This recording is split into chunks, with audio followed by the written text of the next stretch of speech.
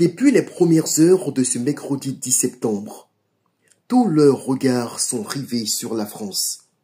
Sur les réseaux sociaux, les propagandistes de l'AES au service de la Russie, ainsi que tous les autres oiseaux de mauvais augure sur le continent, relaient en masse les images des manifestations de rue qui ébranlent la France à l'occasion de la journée de mobilisation Bloquons tout, organisée par les mouvements d'extrême gauche, ces artisans du chaos prêts à brûler la France pour les besoins de la propagande mensongère de la Russie.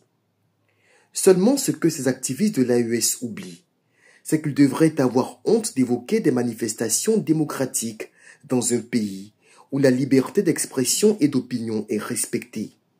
Là où au Burkina Faso, au Mali et au Niger, il est impossible d'oser contester les régimes militaires installés par les bons soins de Moscou.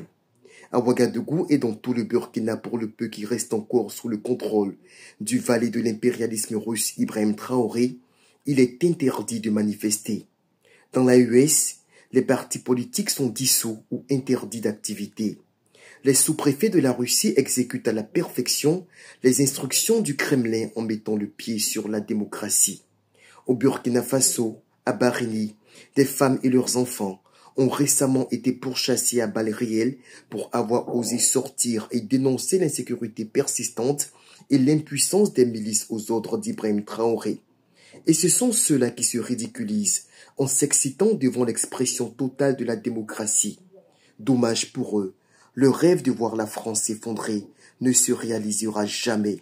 Cette France qui abrite des millions de crèves-la-faim de l'AES.